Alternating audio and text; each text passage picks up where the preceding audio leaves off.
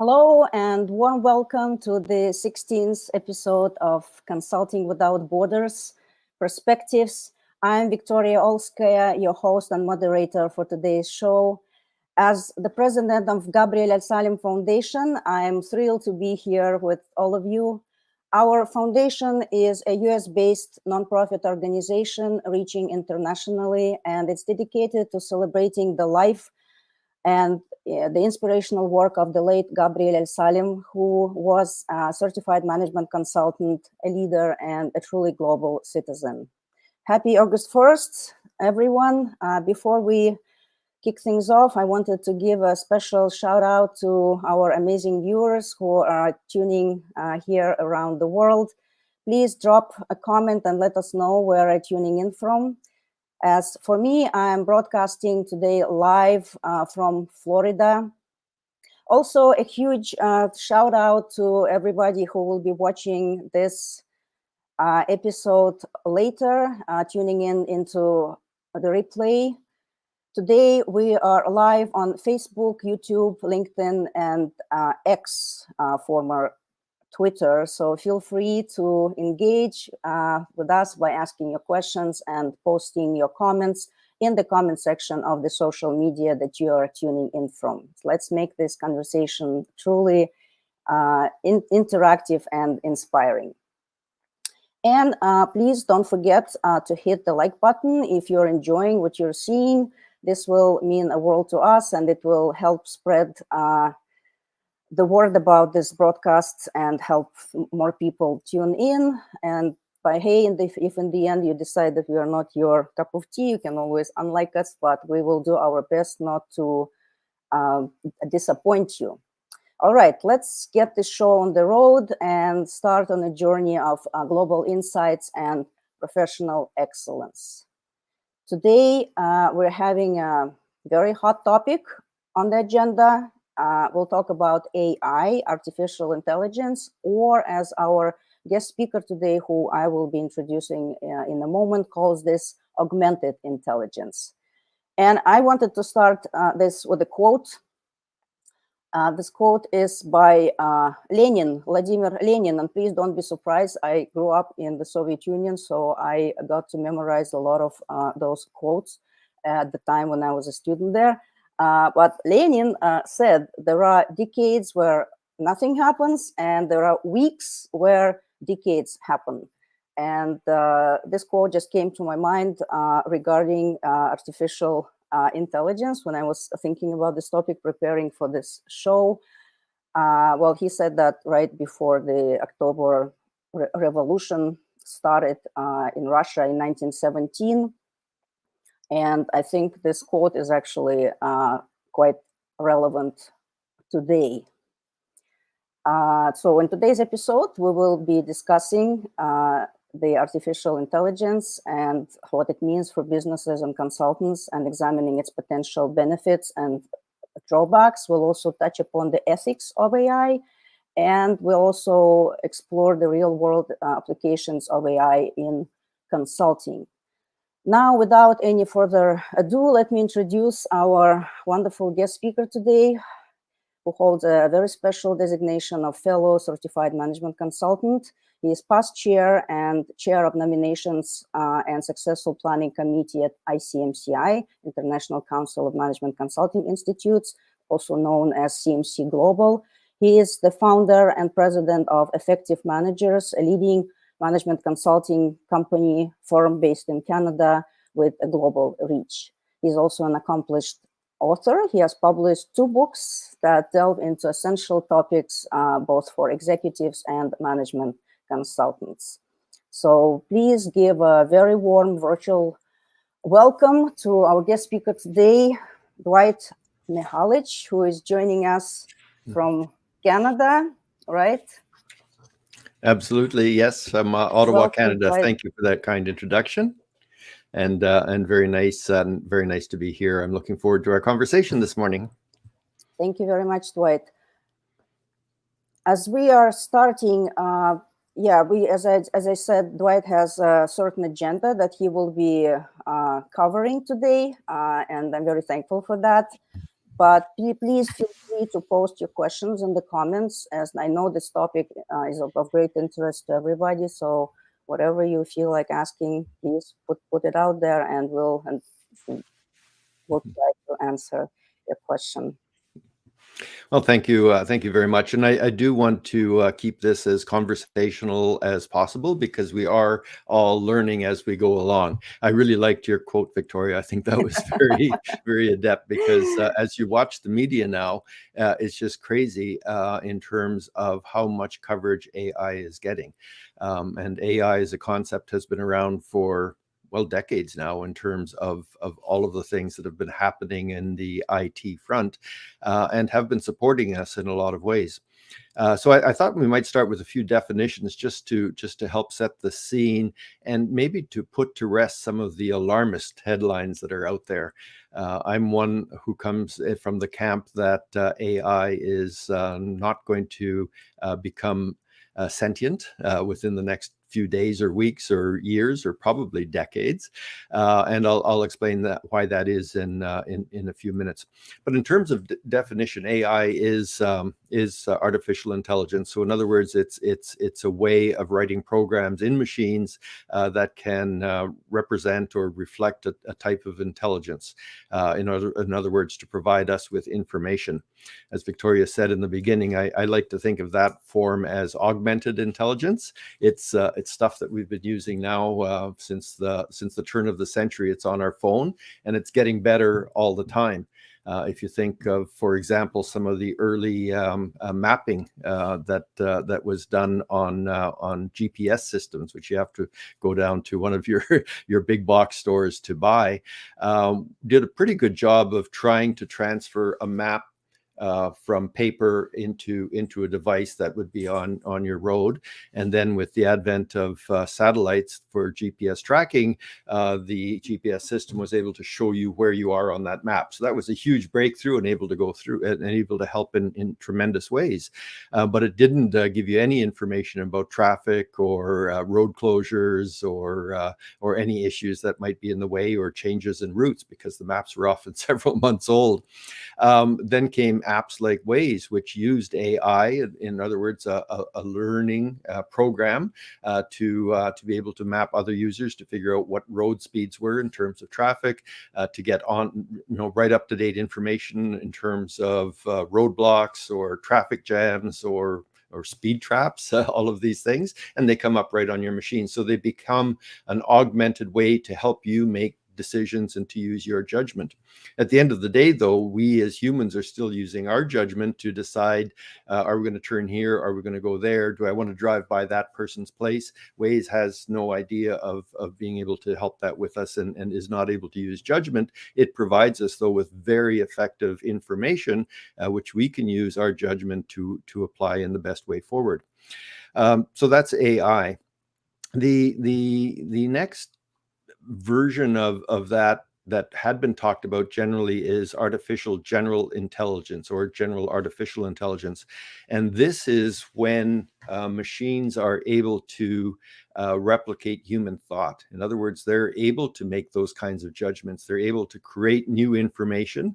They're able to make decisions as well as, or better than human beings.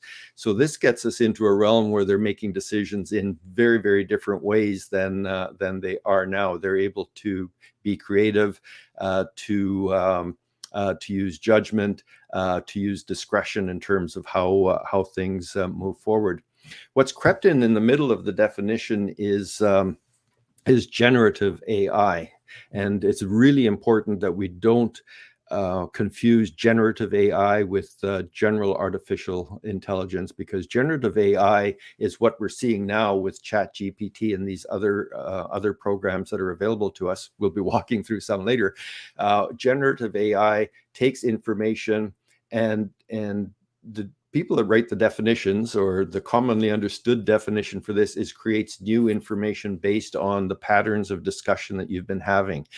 So I take issue with the word new a little bit, because the information isn't new. It's in their large language model. It's been trained to replicate information in certain ways. So it's not really new information, but it does generate information in a way that is different and that is actionable. So it is a significant advancement, but it's not creating new information in the terms of the way you or I can do a research program, look at what's happening, use our diagnostic capability to figure out what the implications are, and then actually create new knowledge for the world. It absolutely doesn't do that.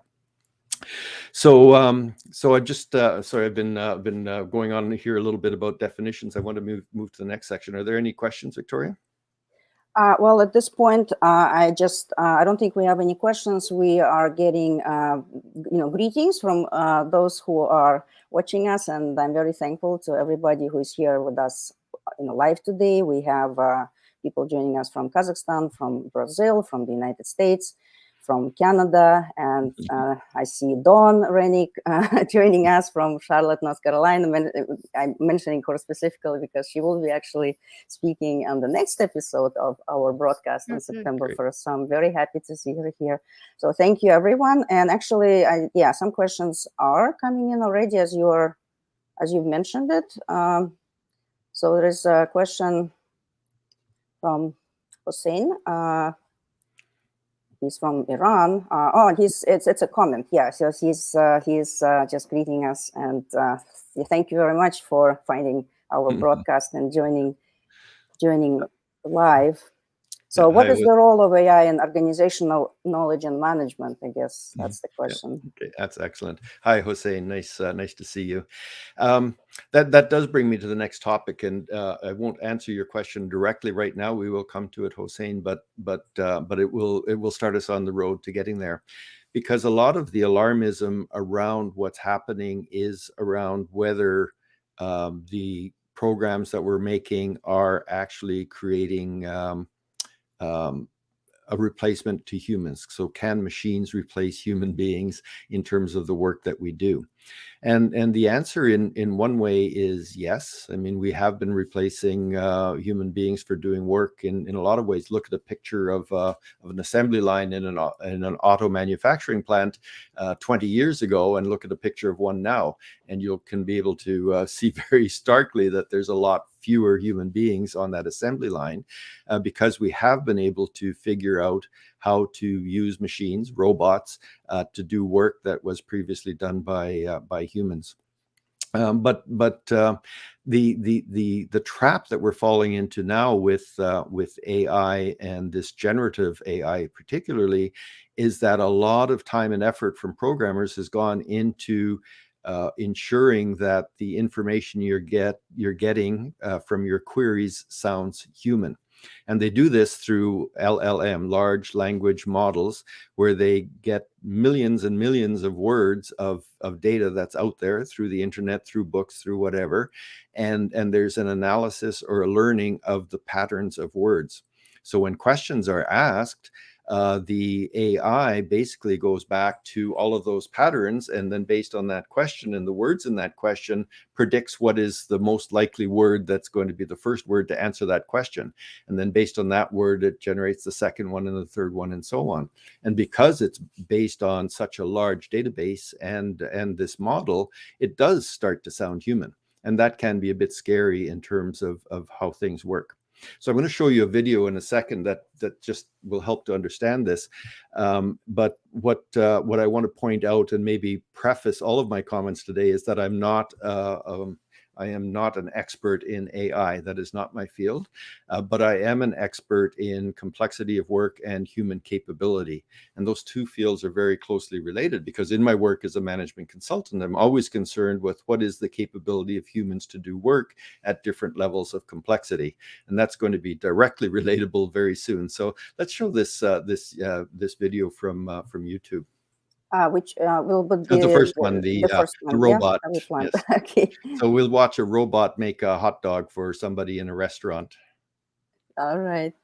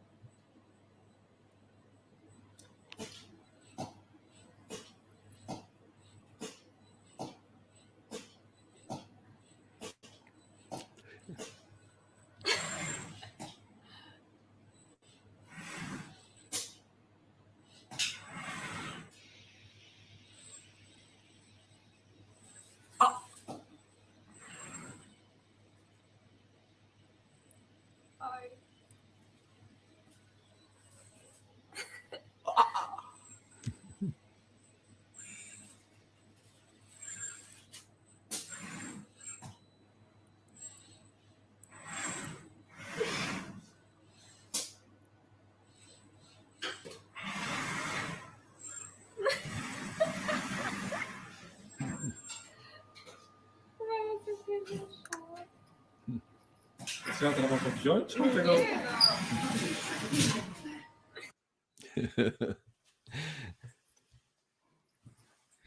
All So I right. think so I think that's hilarious. It's a perfect example of the difference between a robot or artificial intelligence and a human being. Because as human beings, we have judgment.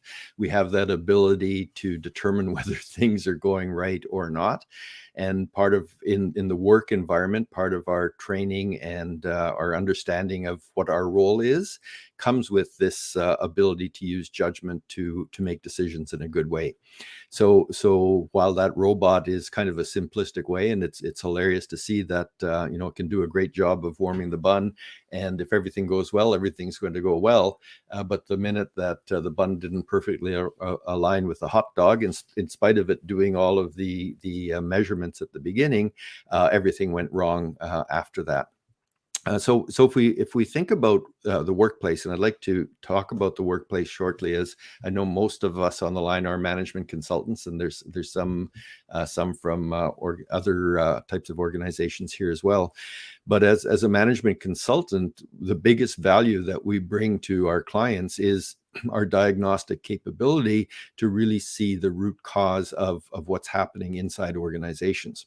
And if we think inside the organization and think about work, work does have differing levels of complexity. So at the most fundamental level, the frontline worker, the person making a hot dog, the person driving a taxi, the person who is being the customer service rep at the front of a store or in a bank, these people are doing entry-level work. They're accountable for carrying out very important work that can be proceduralized. And that work has a certain level of complexity. If you think about the head of that organization, that is more complex work. They're dealing with issues that are going to take much longer in time to resolve. So whereas the frontline worker might be working day to day, the head of the organization might have a 3 or 5 or 10-year plan, depending on the size of the organization, and needs to make sure all of the pieces are in place and moving that forward. So that's more complex work and requires a different level of capability to work at that level. So I just want to give you a little bit of an insight into level 1 work and level 2 work, just to illustrate where we are now with AI. So as human beings, for level 1 work, it's proceduralized work. Someone comes into the factory, the plant, the office, and is given their work to do for the day. So whether you're a bookkeeper or you make hot dogs or you bake bread or you're a chef at the front line in the restaurant, you're doing work primarily that happens within that day. So you need to be able to follow procedures, and you need to use your judgment to determine if something's wrong with that procedure. What do I do next in the procedure? If the procedure fails you, then you have to call in your boss to resolve that problem. Think call center, level 1, level 2 call centers. Level 1 is you call in, you have trouble with your computer. What's the first thing they do? Restart your computer, please. Why are they asking you to do that? So they can start with the procedure and work through what all of the possible issues are in resolving that. If they walk you through that procedure and they're not able to solve the problem, then you move up to the next level, which is the diagnostic capability individual at a higher level of complexity of work, which is then to try and figure out, okay, now what's going wrong? If it doesn't follow a procedure, we have to use a diagnostic capability and select from almost an infinite in fact, it would be an infinite number of choices as to what might be going wrong. So level 1 work then is entry level, proceduralized. The next level of work in the organization is managing those frontline people. So now instead of following procedures, you're now creating procedures. Instead of working step by step through on a day-to-day basis, you're now trying to think 3 months, 6 months, 9 months, maybe even a year ahead in terms of what procedures do we need to have in place? How do we improve those? How do we improve the workers, and so on? So this requires that diagnostic capability. Instead of dealing with a finite procedure, you're dealing with an infinite amount of information, possible information, to select from best practices, my experience in the past, what's happening in other organizations, what is the situation I'm in now, what is the future situation that I need to prepare for. All of these become factors in decision making and doing your work.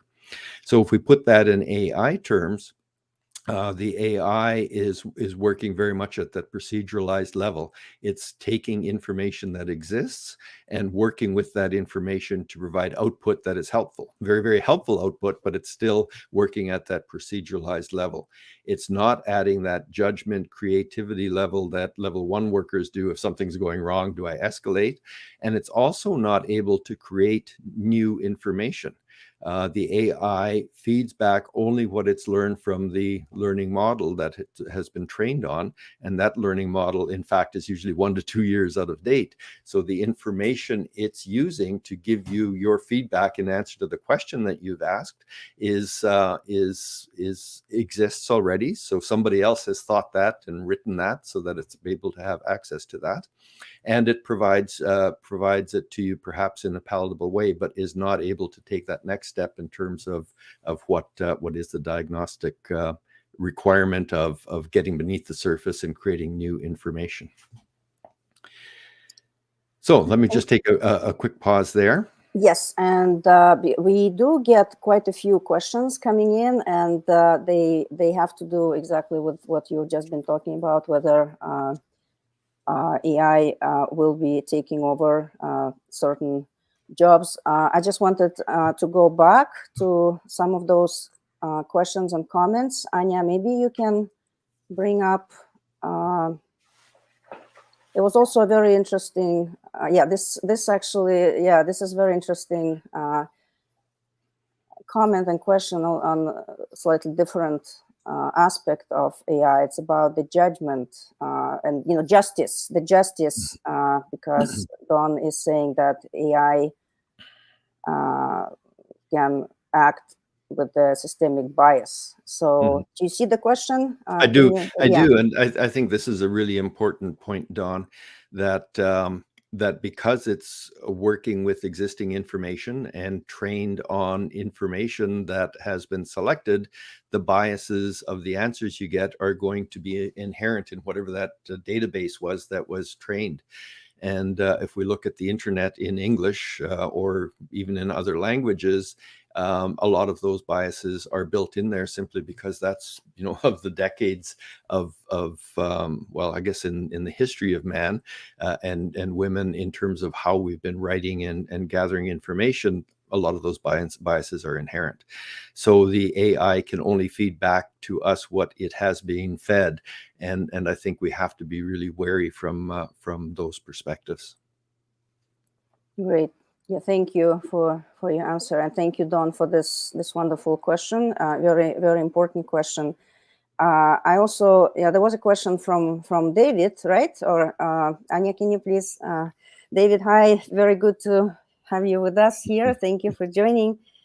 So that's David's question.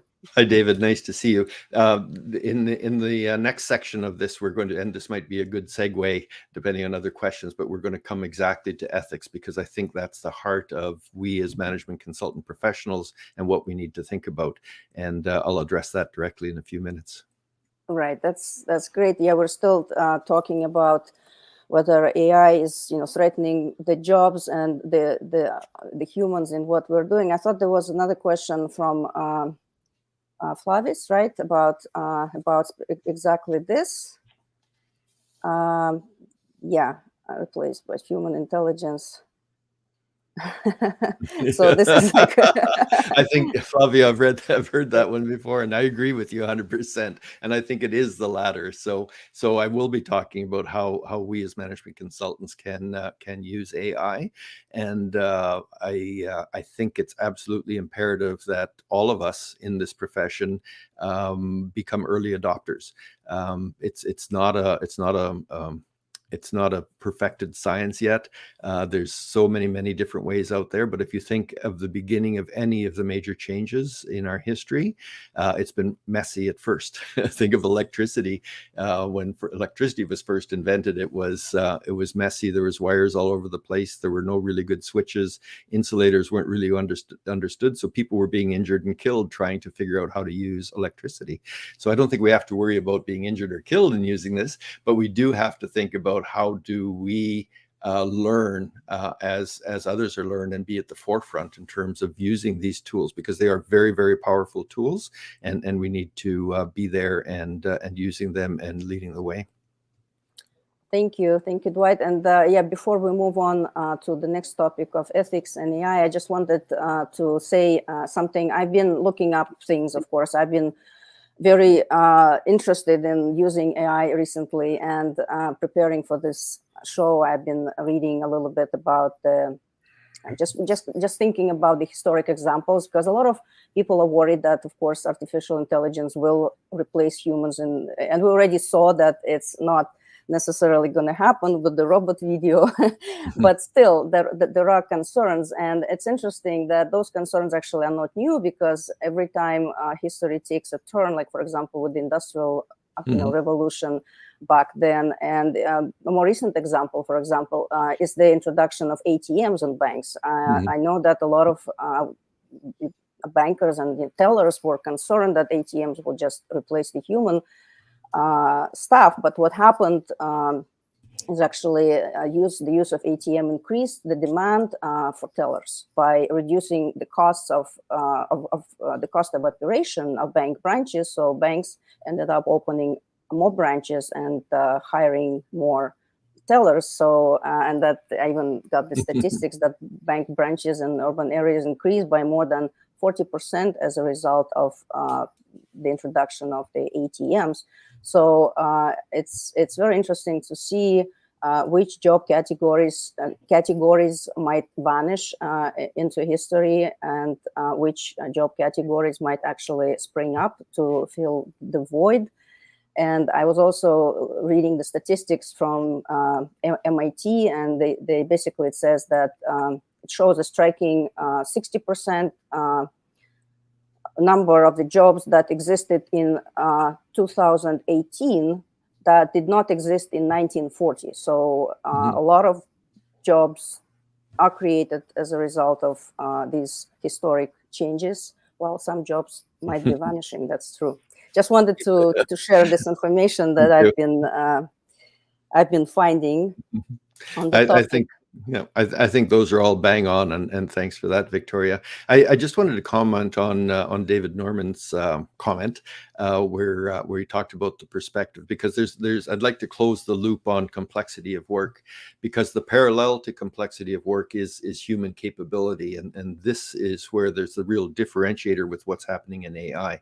So as human beings, we have the ability to work at certain levels of complexity, and they mirror the complexity of work inside organizations. In fact, I think organizations and the layers inside organization have been developed with knowing of the various capabilities of people to work at those levels.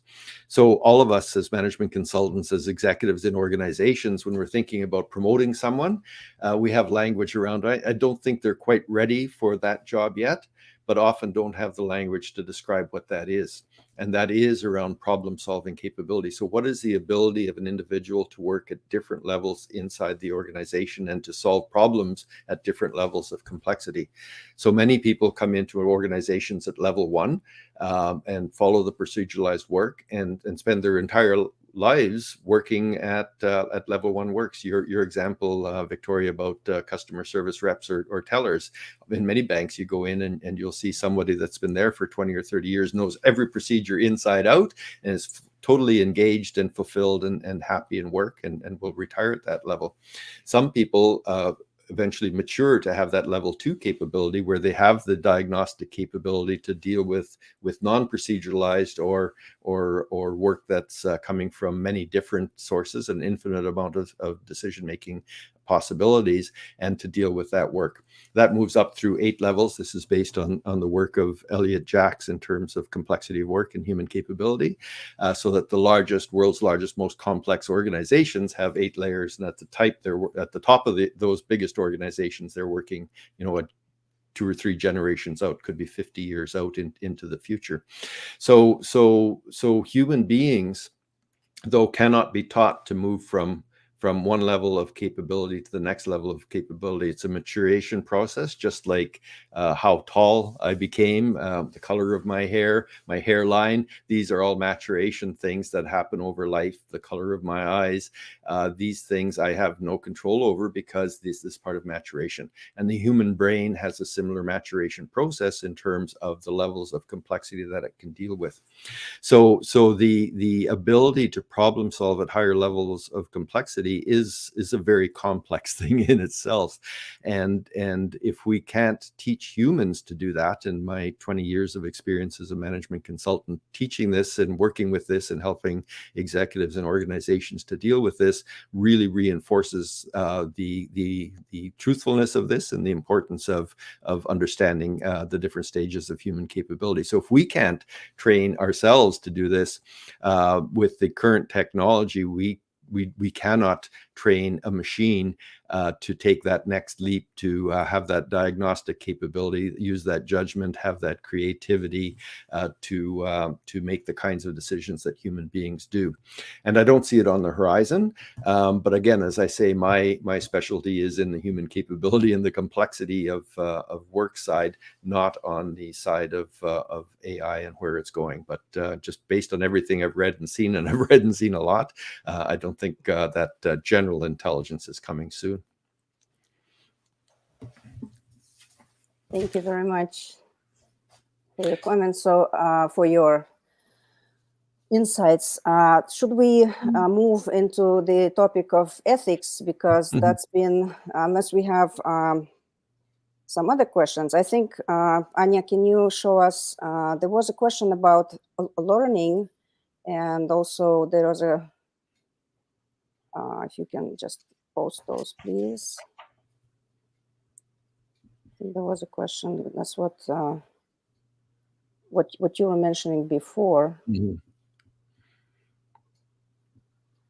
Or should we address that a little bit later when you will be talking about? Yeah, I think we will have examples on this. It's a very good question, and I think it's absolutely a caution that I would right now will underline in double red underlining is that we cannot trust the information that we can get from ChatGPT.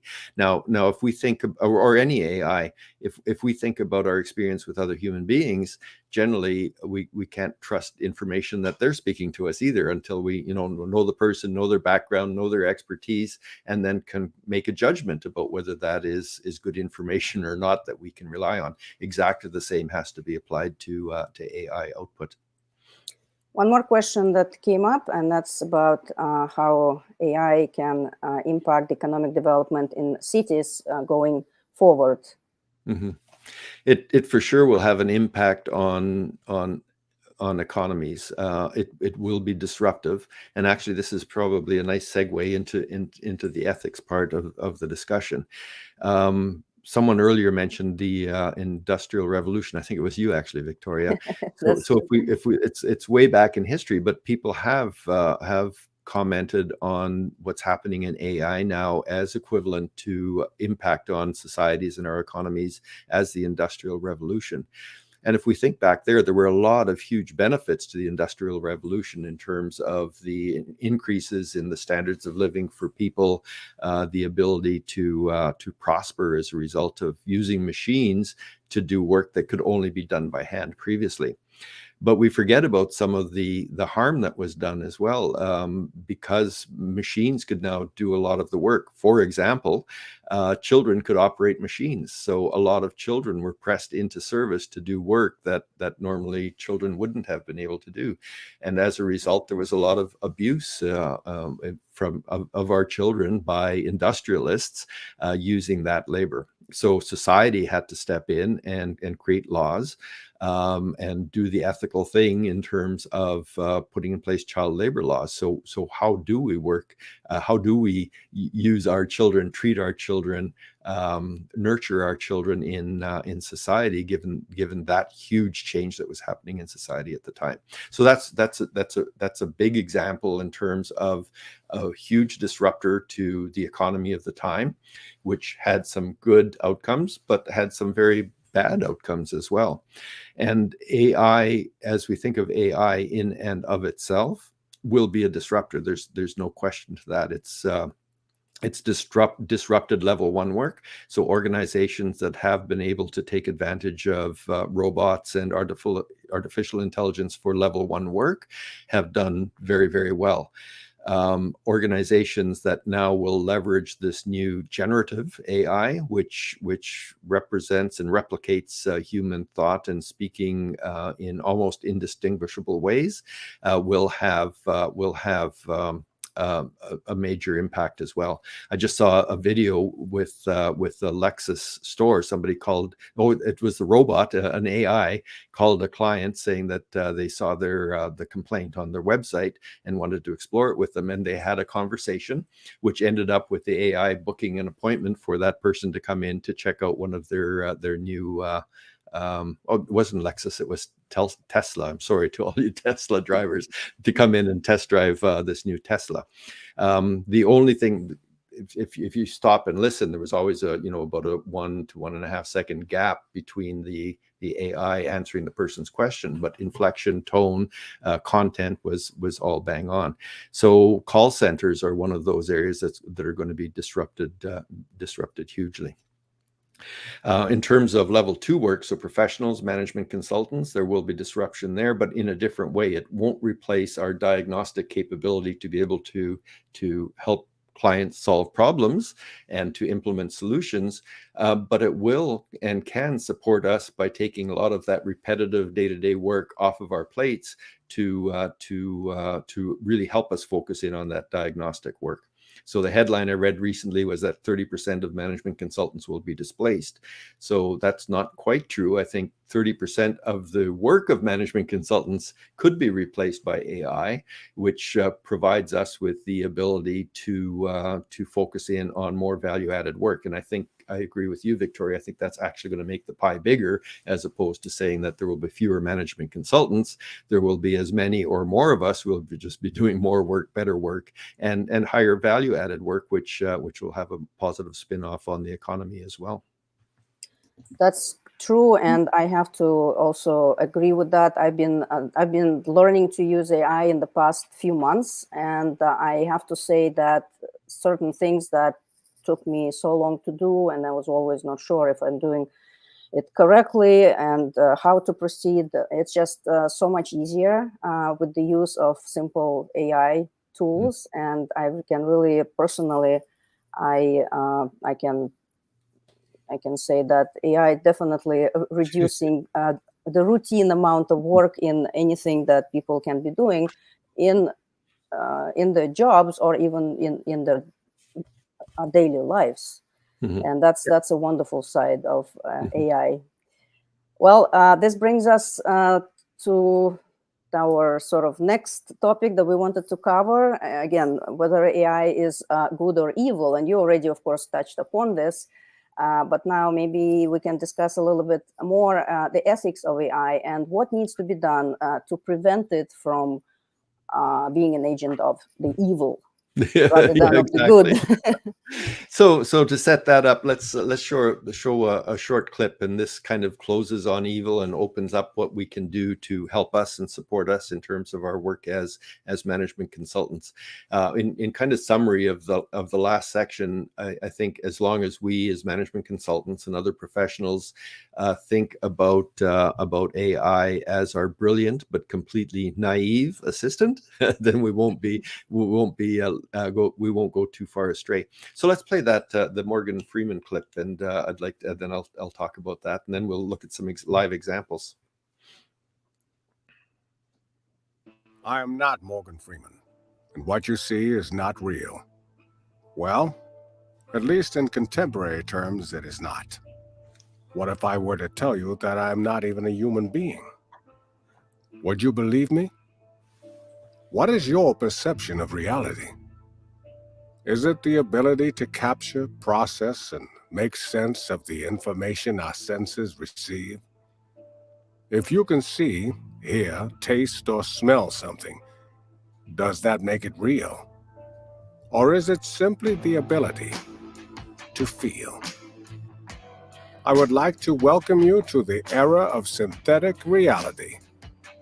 Now, what do you see?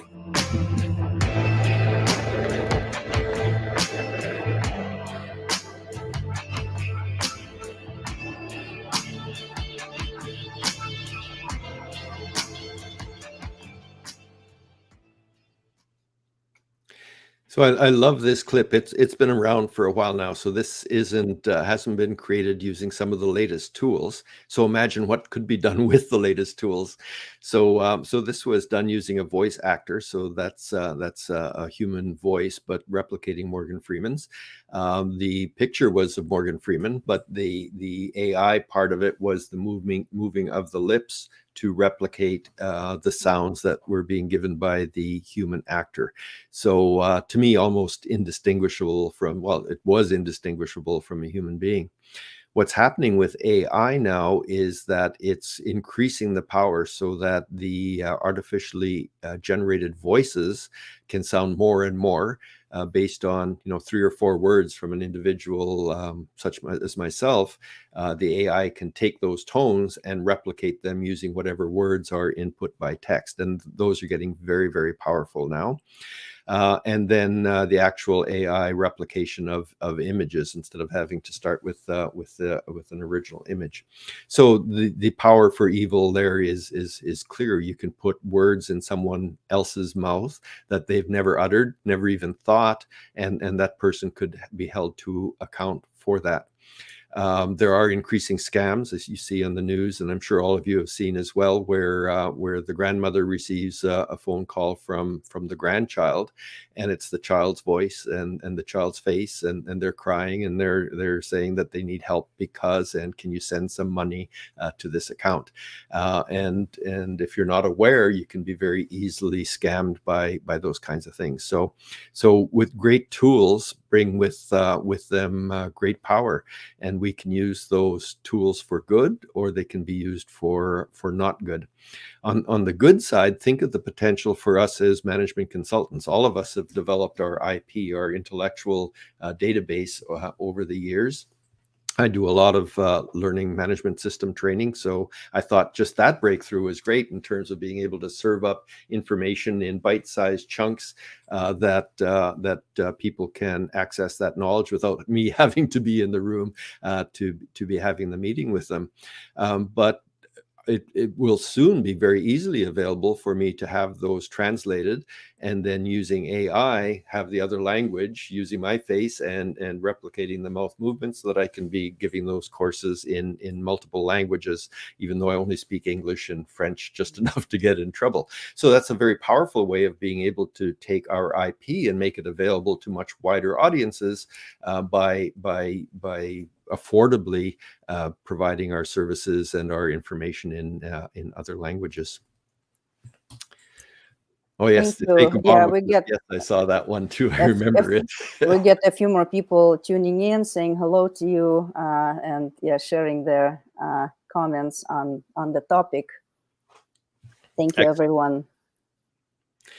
So I'd like to just quickly do a few examples. We've got about 15 minutes left, so I'd like to actually log into ChatGPT, which I think is one of the most easily accessible and most powerful of the AI tools out there. Although I was on a webinar the other day, and it was reinforced that this is not a tool; it's a set of programs and processes.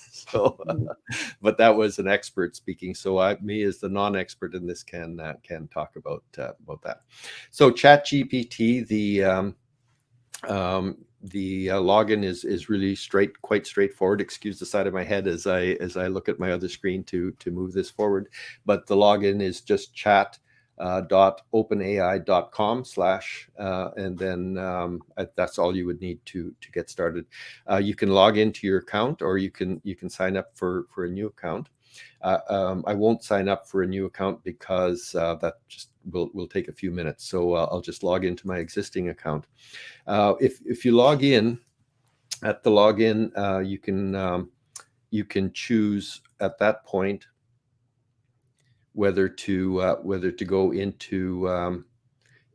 Oh, I see. This is this has changed a little bit. I had been using the free account for the first 6 months or so after it came out, and I have to say that the free account does pretty much everything that I needed it to do to learn. So do feel free to log in and not sign up for the pro account. The pro account, which costs $30 a month, I think, though, does give you huge advantages, because first of all, as you see on the screen, it gives me the option between chat. Let's see. Isn't it terrible when you're doing a demo and you get reminders from your computer to do things? I don't know why that's there. Okay, we'll have to ignore it for now. So you can choose between. No, I'm locked. Oh, here we go. There we go. Sorry about that.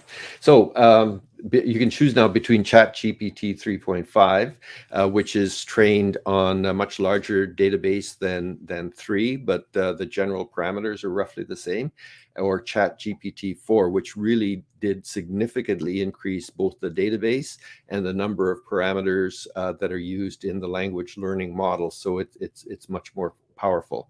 The ChatGPT 4 does limit the number of queries that you can make at any given time. The other big, and I'm not trying to sell the pro version, but the other big advantage is that there are a lot of different plugins that you can get that will work in concert with ChatGPT with the pro version that aren't available in the free version. So let's just give an example here. So here's an example of something that I think that you shouldn't do. And because remember now, what we're doing is we are accessing information that has been prepared and published by others.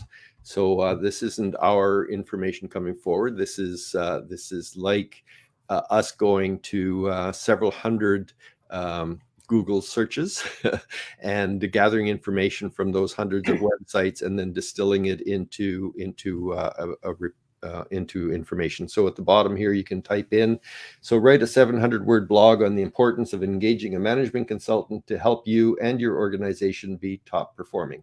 I'll do this in ChatGPT 3.5, and it takes that long to write a 700-word blog. It gives you nice headlines, bullet points that you can go through, and when you read it, at least every time I've ever read these things, it gives you really good information. So let's just check this. The strategic advantage: engaging a management consultant for top performance, expertise and insights, objective assessment, tailored solutions, change management expertise, access to specialized skills, faster results and ROI, focus on core competency, risk mitigation, and then a conclusion.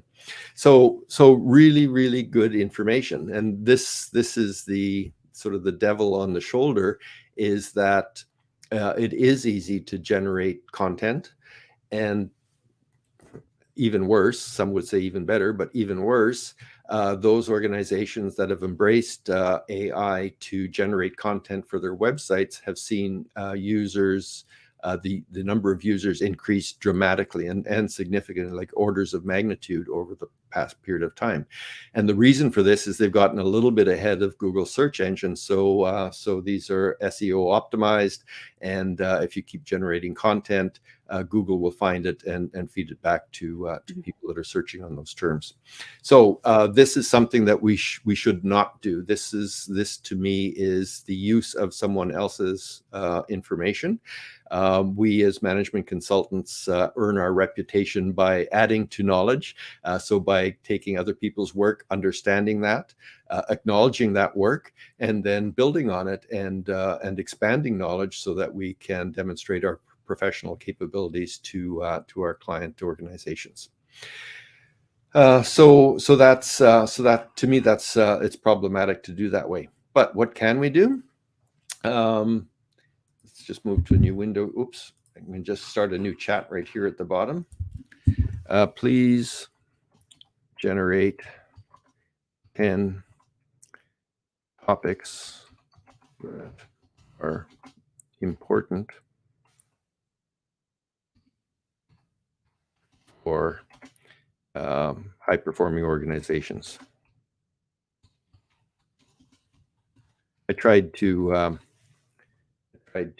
prepare all of this text so you wouldn't have to watch my painful typing, but there we go.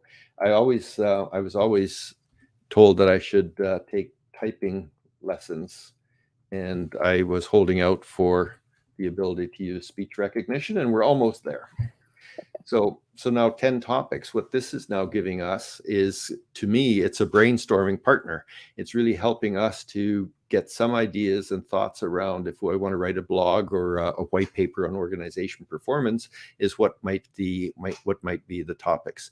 So this is the way I use it. I find it really, really helpful in terms of understanding or getting insights into what are some of the key issues and what are some of the kinds of things that I can be commenting on. And if I wanted to, I could take some of these and actually relate them to work that I have been doing. So leadership and development. So for example, here's a blog that I did back in 2013. Where does the board of directors fit into managerial effectiveness? So let's just copy this.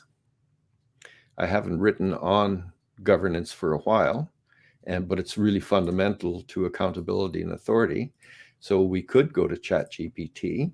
And we could say to ChatGPT, please, I don't know why I say please to a machine. I guess it's just my upbringing. Same here. That's what I've been doing. And then I'm always wondering. Update this article using professional but simple language. If you add any new material, because we want it to be our material, right? Please put it in brackets. I'd just like to know what's going on there. Now we have to trust that it's not going to cheat and put something in there new and not put it in brackets, but oh, I didn't paste my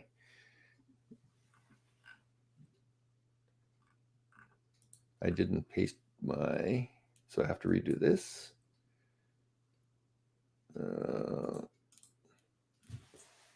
I didn't paste the copy that it's going to be analyzing. Things have changed a little bit in the last couple of months, and what's happened is you used to be able to, or there was a period of time when you could simply refer to a web link, and it would go there, look at the link, and then come back and do the regeneration for you. But now I think what it's been doing is what's happened is that it has it's taken up too much of the time of the computers that do all of this generation. So they've put those that area in it. So here we go. Please generate governance versus operations. So here's the rewrite. I'm not sure why it comes there. When an organization gets to a certain level, nonprofit organizations, private sector, with not delegating accountability and authority. That's what I pasted in.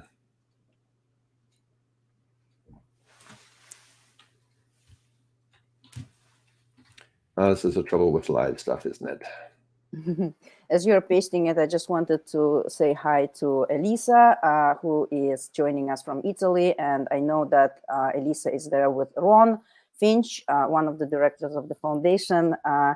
And I think Ron maybe was trying to watch us on Facebook. It seems that we've been having a little bit of trouble streaming to Facebook, and I'm not sure why. It's the first time it happened. Maybe I have to reach out to Facebook to find out why, but I'm very happy that Ron was able to join us from YouTube. It's good that we are streaming to a few social media platforms to give people a variety. And again, sometimes glitches do happen. And again, I'm very sorry to those who've been trying to watch us on Facebook. I will definitely repost the video there. You can always watch a replay and see all the comments and the questions and hear the answers. Okay, excellent. So here's the regenerated text, and scanning it as you were giving those updates, Victoria, looks pretty good. It may be a little bit simplistic, but then what I could do is take this content, just copy it. I could go into a new chat, and then I could just say, please elaborate. Oops. Control V.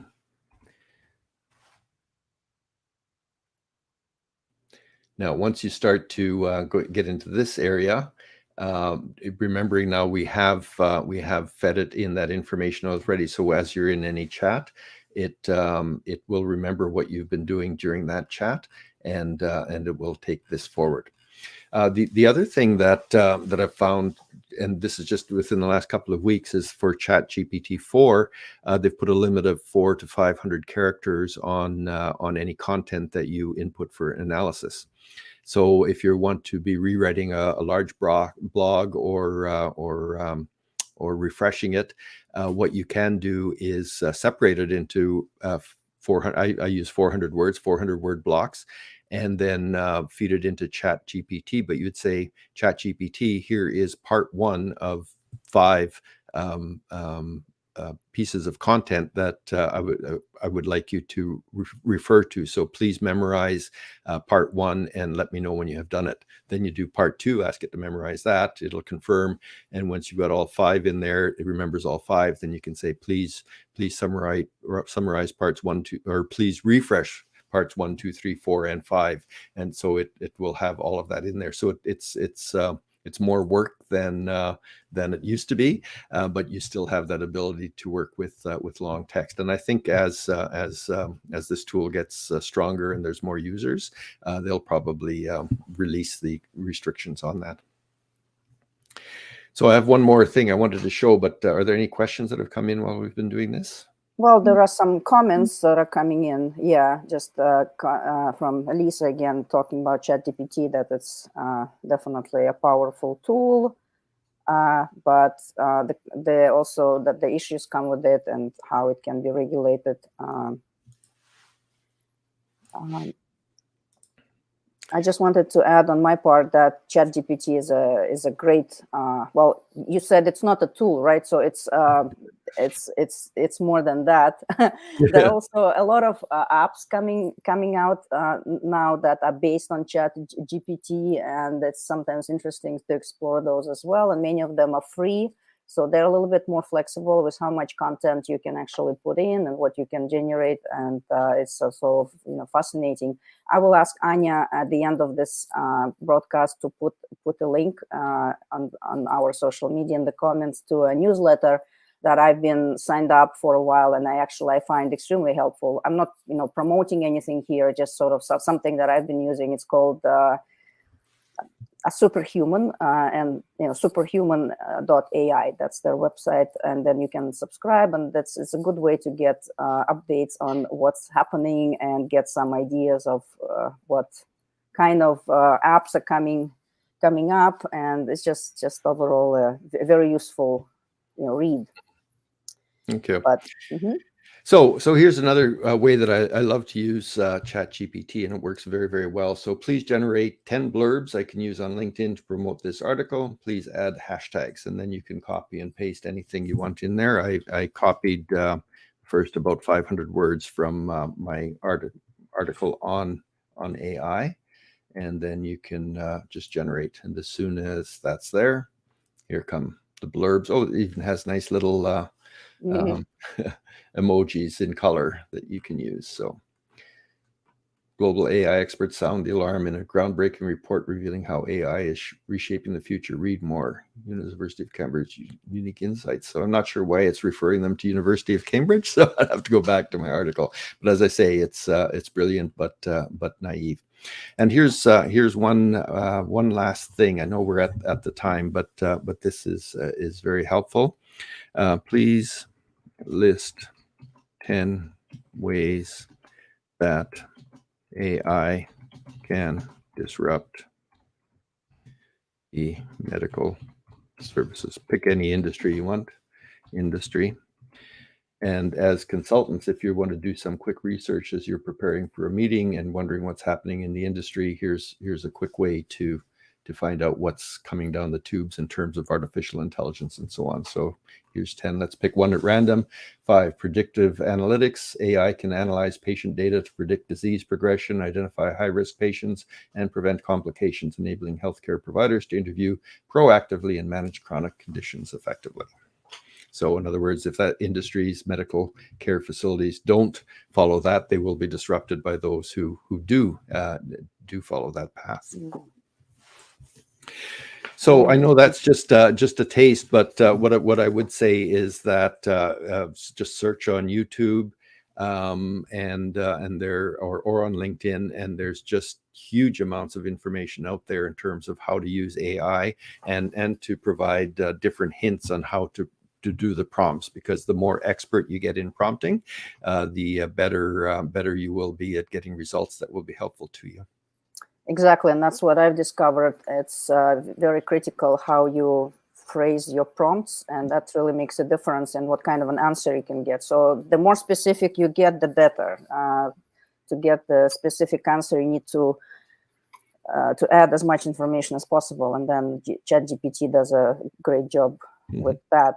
Dwight, I also know that you have a paper that you wrote on AI, and we wanted to share the QR code to that paper. Would that be good to do it now? Yes, please do that. This now you can is just the put perfect it on time, on the screen, and whoever is watching us, you can just take a screenshot and access that paper later. Or again, this will be this replay will stay on social media, so you can just rewatch it at any time and get access to this very interesting paper that summarizes pretty much everything that we discussed today and adds some more insights. It's a great paper that Dwight created.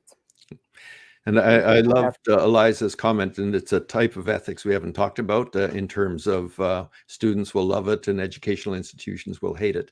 And this is part of the transition, and how do we as society deal with these kinds of tools which are new and different. I remember when I was in school, we were forbidden to bring calculators into the classroom because they thought that would undermine our math skills. So that's kind of gone by the wayside. But it's not ethical for a student to use someone else's work as their own paper. So how do we deal with that, and how do we ensure that students are doing the appropriate work in terms of furthering their education? Right. And Elisa/Ron, who is also there with her, I know because he just let us know he's adding more comments that they're using ChatGPT as a tool. And also there was a comment from David Norman, who's been watching us. Yeah, thank you, David, again for being here. And bye, David. So he has to exit. Bye. See you later. Let's. Maybe just one last thought, because people are talking about the tool. The other tool that I use extensively is called DALL-E, DALL-E. Yeah. It's the cousin of ChatGPT. When you sign up, you have access to this as well, and it will generate images based on your description. I love that because they're completely royalty free, and once you generate them, they belong to you. So do check it out. It's not great yet, but it is getting better. Hands aren't very good, for example. Eyes aren't very good. But if you're talking about scenery or any other type of background for your blogs, you can get royalty free images that you can use as you wish. That's correct. That's a great tool as well.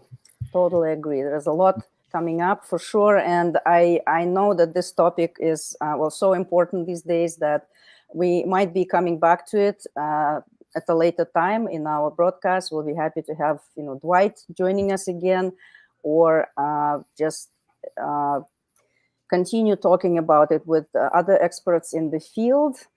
And for today, we already passed our 1 hour mark. So if I see some comments are still coming in, we will be just showing them again. Thank you so much for everyone to be here with us. The replays will be available on the social media and on our website. I just want to do a very quick announcements before we wrap up, just to say that I hope you enjoyed today's episode, and please don't forget that our foundation, the Gabriel Al-Salem Foundation, is also running the annual award for excellence in consulting. And this award we've had since 2011. And the deadline for the applications is October 1st. And this is when the Award International Committee will start working on selecting the winners. And the winners will be announced and celebrated on our usual annual conference on February 1st. For more information how to apply and eligibility criteria and the evaluation process, you can check all that on the foundation's website. Also, this year we have a special award for Ukraine, and that award recognizes organizations which are contributing positively to Ukraine's economy and victory in the war. This is a very special award for this year. The deadline is the same, October 1st. So please check it out and don't miss this opportunity to be recognized and celebrate excellence. Also, before we wrap up, I wanted to announce that our next episode will be coming up on September 1st, same time. And as I mentioned already, this will be another great speaker, Don Renick, Dr. Don Renick, who actually was here with us today too, asking questions and making wonderful comments. And she will be discussing the topic of impact consulting. And if you don't know what it means, please tune in exactly in 1 month, and you will learn all about it. So this is an emerging topic, so it will be very important for anyone who is doing consulting and who wants to be successful in it. She will also be talking about new CMC competency requirements as connected with positive social and environmental impact of consultants. So yeah, thank you so much again. My big gratitude goes to Dwight for being here today with us, sharing his insights on artificial or rather augmented intelligence. Thank you also to Anya Al-Salem, who's been diligently managing the technical side of this broadcast from the Netherlands. I hope you enjoyed our episode. And once again, thank you to everyone for your continued support and engagement. We sincerely appreciate each and every one of you. I look forward to seeing you again on September 1st. And in the meantime, I'm wishing you a wonderful last month of summer. So please take care and goodbye. Bye. Thank you. Thank you.